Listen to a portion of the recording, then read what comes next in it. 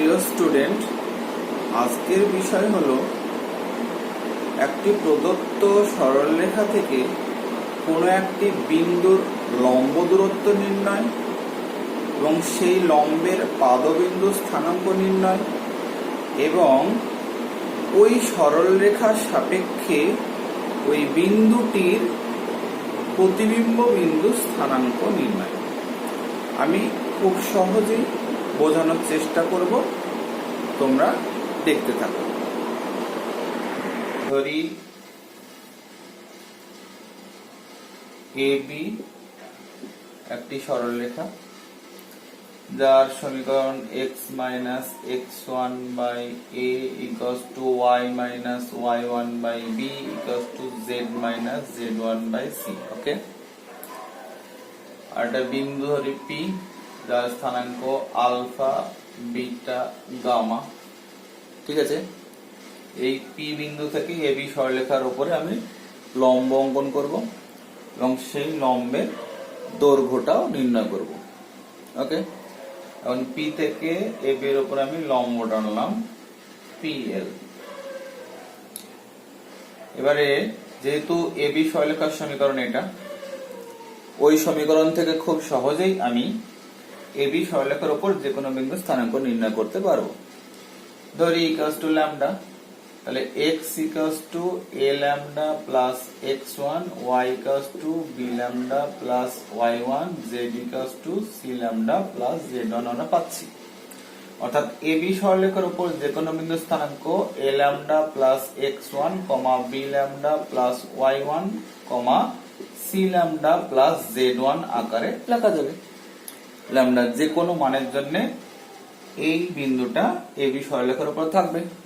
যেহেতু PL AB এর উপর লম্ব অঙ্কন করেছি, তাহলে L AB এর উপরে যে কোনো একটা বিন্দু, তাহলে L বিন্দু স্থানাঙ্ক আমি ধরে নিতে পারি এইরূপ a lambda plus x1, b lambda plus y1, c lambda plus z1। ঠিক আছে, এবারে PL একটা রেখাংশ, তাহলে ওই রেখাটার আমি dr নির্ণয় করতে পারবো। আমি আগে দেখিয়েছি যে কোনো দুটো বিন্দু স্থানাঙ্ক দেওয়া থাকলে সেই দুটো বিন্দু সংযোজক সরলরেখার dr কিভাবে নির্ণয় করতে হয়। তাহলে PL এর dr অর্থাৎ দিক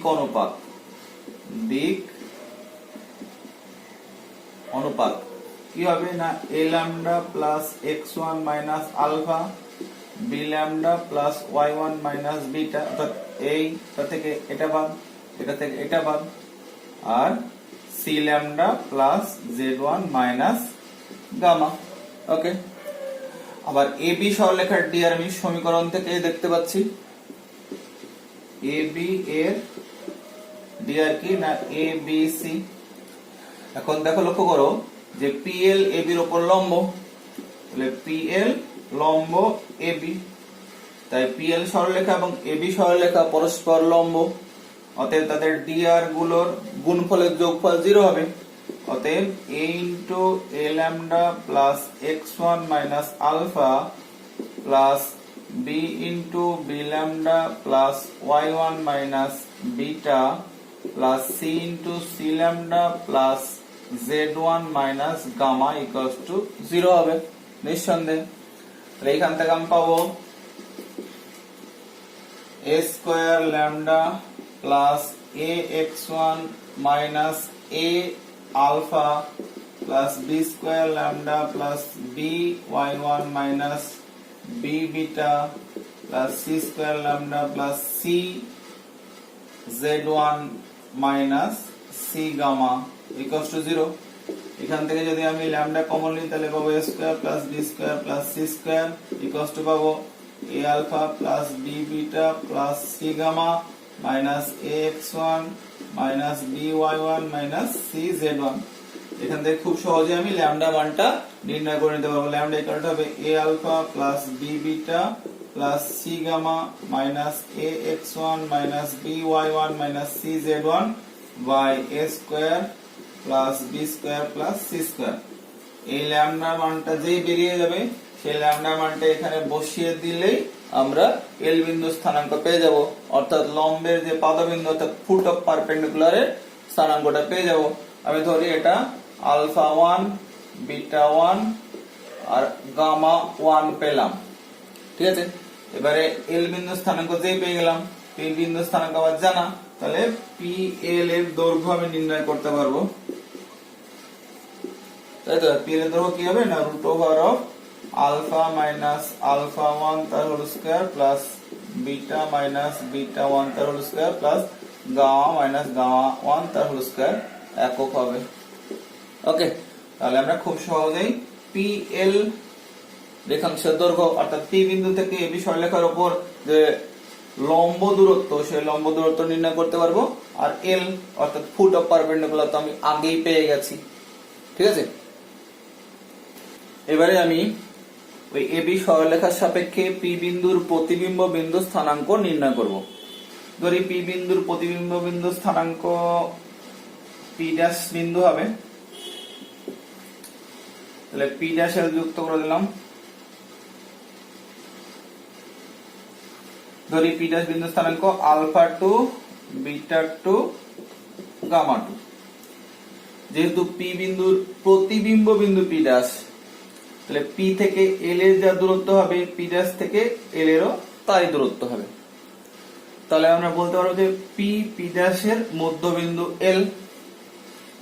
অতএব alpha plus alpha 2/2 equals to alpha 1, beta plus beta 2/2 সমান বিটা 1, গামা প্লাস গামা 2/2 সমান গামা 1। আমার আলফা বিটা গামা জানা, আলফা 1 বিটা 1 গামা 1 আমি বের করেছি। এবার আমি খুব সহজে এই সমীকরণ থেকে আলফা 2 বিটা 2 গামা 2 বের করতে পারবো, অর্থাৎ পি বিন্দুর প্রতিবিম্ব বিন্দু স্থানাঙ্ক আমরা খুব সহজে নির্ণয় করতে পারবো। আশা করি তোমাদের কোনো বুঝতে কোনো অসুবিধা হয়নি। এবারে আমি এই সমস্যাটি একটি এক্সাম্পলের সাহায্যে তোমাদের বোঝানোর চেষ্টা করছি। দেখো, লক্ষ্য করো, আমি একটি সরলরেখা নিয়েছি যার সমীকরণ হলো x/1 = y - 1/2 = z - 2/3। আর একটা বিন্দু নিচ্ছি p, তার স্থানাঙ্ক হলো 1,6,3। মানে এই বিন্দু থেকে এবি সরলরেখার উপর লম্ব দূরত্ব নির্ণয় করব। তাহলে ফার্স্ট কি করতে হবে আমাদেরকে না, পি থেকে এবি সরলরেখার উপর লম্ব অঙ্কন করব। এল ধরে নেব এটা। এবার এল বিন্দু স্থানাঙ্ক কি ধরবো না, এটা যদি আমি ল্যামডা ধরে নিই তাহলে x = পাবো 1 ল্যামডা প্লাস 0 মানে ল্যামডা, y = পাবো 2 ল্যামডা প্লাস 1 এইখান থেকে, z = পাবো 3 ল্যামডা প্লাস 2। তাহলে আমি এল বিন্দুর স্থানাঙ্ক ধরে নিতে পারবো lambda, 2 lambda plus 1, 3 lambda plus 2, ঠিক আছে। এবারে PL যে রেখাংশটা দেখতে পাচ্ছি, PL এর dr অর্থাৎ দিক অনুপাত কি হবে না, এই lambda minus 1, 2 lambda plus 1 minus 6, 3 lambda plus 2 minus 3। That is lambda minus 1, 2 lambda minus 5, 3 lambda minus 1। এটা পেলাম কি না, PL রেখাংশটার dr। আর AB এর dr কি, AB সরলরেখার dr কি না 1, 2, 3 দেখতে পাচ্ছি সরলরেখার সমীকরণ থেকে। তাহলে এবারে যেহেতু PL লম্ব AB, অতএব এর যে dr দেখতে পাচ্ছি এর dr গুণফলের যোগফল 0 হবে, অর্থাৎ 1 into lambda minus 1 plus 2 into lambda minus 5, 2 lambda minus 5 plus 3 into 3 lambda minus 1 equals to 0, ঠিক আছে। যেটা ইমপ্লাই করবে lambda minus 1 plus 4 lambda minus 10 plus 9 lambda minus 3 সমান 0। যেটা ইমপ্লাই করবে 5 lambda plus 9 lambda 14 lambda equals to 14, যেটা imply করবে lambda equals to 1. ওকে, তাহলে আমরা কি পেলাম? ল্যামডার মান পেয়ে গেলাম। ল্যামডার মান কি পেলাম? না 1 পেলাম। তাহলে আমি এই এল বিন্দু স্থানাঙ্ক পেয়ে দেব। অতএব এল বিন্দুর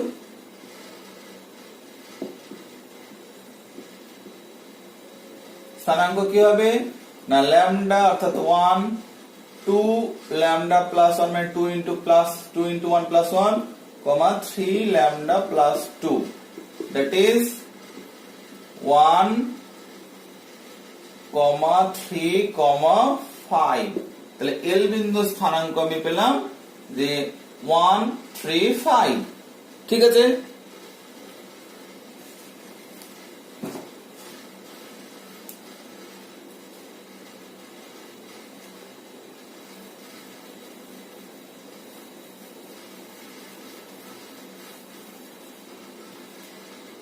তাহলে আমরা প্রথমেই ফুট অফ পারপেন্ডিকুলারটা পেয়ে গেলাম, তাই তো।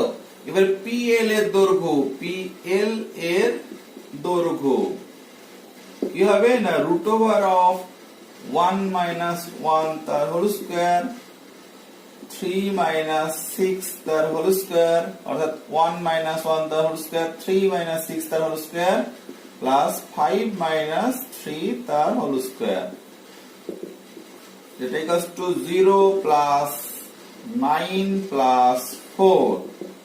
এর একক হবে নিঃসন্দেহে, এটাও একক হবে। তাহলে কত হলো? রুট ওভার 13 একক। 4 আর 9, 9 4 13। তাহলে পিএল এর দৈর্ঘ্য আমি পেয়ে গেলাম 13 একক, অর্থাৎ পি বিন্দু থেকে এবি সরলরেখার উপর লম্ব দূরত্ব পেলাম রুট ওভার 13 একক। ঠিক আছে, এবারে আমি এবি সরলরেখার সাপেক্ষে ওই পি বিন্দুর প্রতিবিম্ব বিন্দু স্থানাঙ্ক নির্ণয় করে দেখাবো। দেখো, লক্ষ্য করো, আমি এল বিন্দু স্থানাঙ্ক পেয়ে গেছি 1, 3, 5। পি বিন্দুর প্রতিবিম্ব বিন্দু স্থানাঙ্ক আমি ধরে নিই পি ড্যাশ, যেটা হলো আলফা, বিটা, গামা। এবার যেহেতু পি বিন্দুর প্রতিবিম্ব বিন্দু পি ড্যাশ, তাহলে এল নিঃসন্দেহে পি ড্যাশ এর মধ্যবিন্দু। ঠিক আছে, তাহলে আমরা বলতে পারবো আলফা প্লাস 1/2, অর্থাৎ এইটা আর এটা যোগ করে 2 দিয়ে ভাগ করলে এইটা হবে, তাহলে এটা ইকুয়ালস টু 1, যেটা ইমপ্লাই করবে alpha equals to 2 minus 1, 2 minus 1, আর বিটা প্লাস 6/2 ইকুয়ালস টু 3, যেটা ইমপ্লাই করবে বিটা ইকুয়ালস টু 3 গুণ 6 minus 6 ইকুয়ালস টু 0, এটা ইকুয়ালস টু 1, আর গামা প্লাস 3/2 ইকুয়ালস টু 5, যেটা ইমপ্লাই করবে গামা ইকুয়ালস টু 5 গুণ 10 minus 3 ইকুয়ালস টু 7। তাহলে পি ড্যাশ বিন্দু স্থানাঙ্ক কি পেলাম? না আলফা হলো 1, বিটা হলো 0, গামা হলো 7। তাহলে পি বিন্দুর প্রতিবিম্ব বিন্দু স্থানাঙ্ক আমি নির্ণয় করতে পারলাম। তাহলে আমি যেটা আজকে দেখালাম সেটা হলো কি, যে কোনো একটা নির্দিষ্ট বিন্দু থেকে একটি সরলরেখার উপর লম্ব দূরত্ব নির্ণয়, সেই লম্বের পাদবিন্দু অর্থাৎ ফুট অফ পারপেন্ডিকুলার নির্ণয়, এবং সেই বিন্দুটির ওই সরলরেখার সাপেক্ষে প্রতিবিম্ব বিন্দুর স্থানাঙ্ক নির্ণয়।